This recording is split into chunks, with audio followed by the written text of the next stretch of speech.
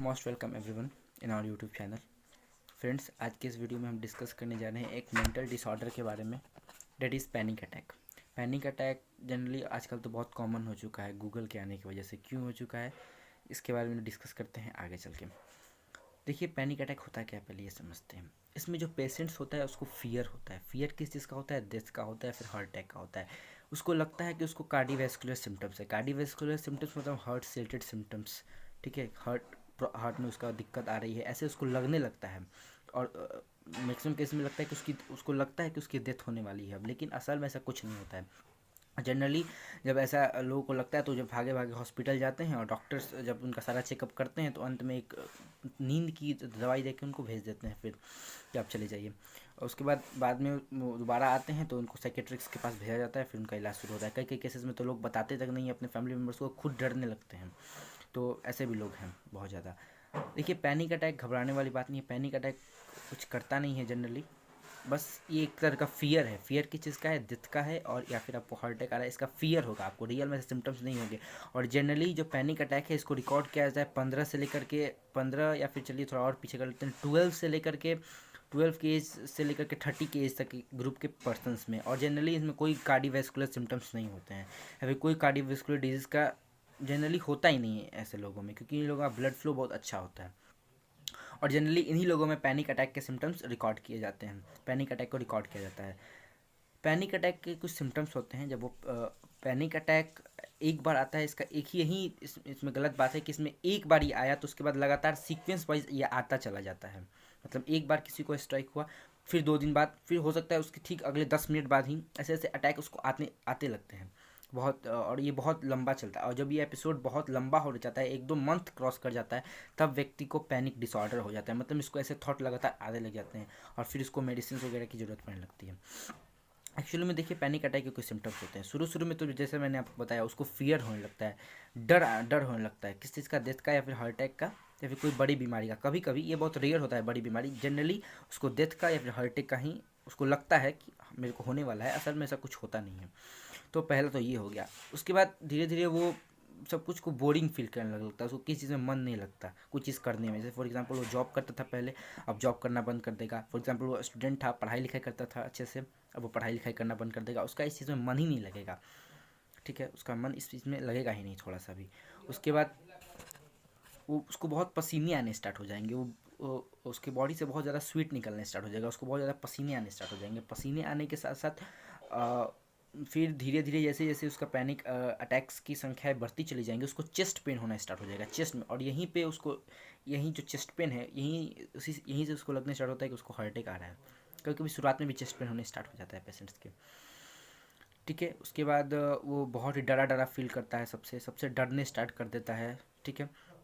अब ये होता क्यों है पैनिक अटैक, ये देखते हैं। फॉर एग्जांपल सपोज करिए, आजकल अगर देखी जाए मैक्सिमम केसेस, तो मैक्सिमम केसेस गूगल सर्चेस से आ रहे हैं। लोग को कुछ सिम्टम्स होते हैं, जैसे फॉर एग्जांपल आपके पेन होने स्टार्ट हुआ लोअर एब्डोमिनल रीजन में। लोअर एब्डोमिनल रीजन में आपको पेन होने स्टार्ट हुआ, और जब आपको पेन होने स्टार्ट होगा तो लोग क्या करते हैं, डॉक्टर्स नहीं जाके मिलेंगे या फिर कुछ बताएंगे नहीं, सीधे जाएंगे गूगल सर्च करेंगे।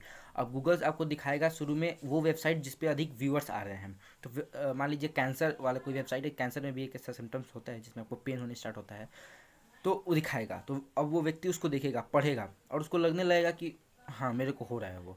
ये और फॉर एग्जांपल आपका चेस्ट में पेन होने थोड़ा सा स्टार्ट हो गया, मान लीजिए कुछ आपने खाया गलत चीज़, चाउमीन वाउमीन खा लिया और वो पचा नहीं आपके पेट में, और आपको थोड़ा सा पेन होने स्टार्ट हो गया चेस्ट साइड में।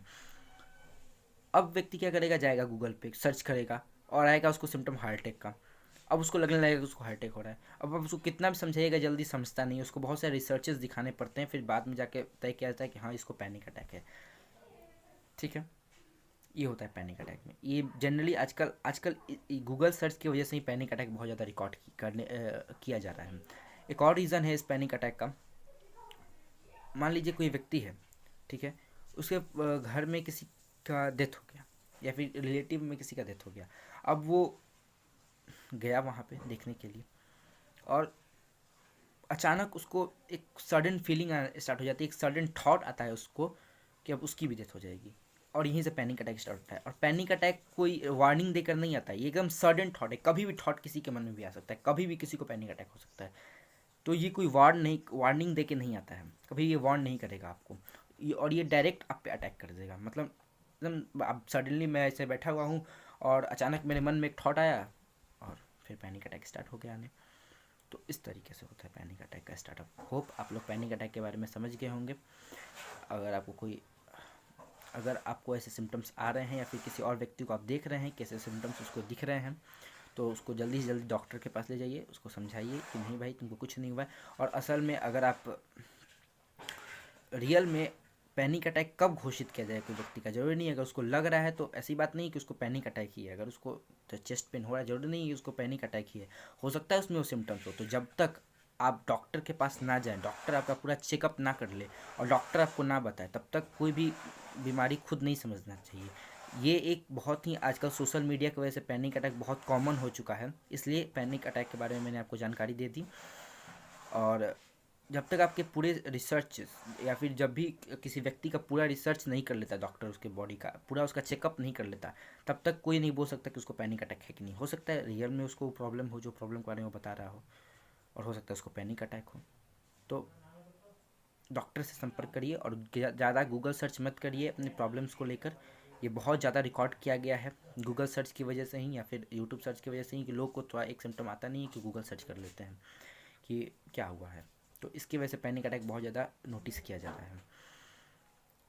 Thank you very much for watching.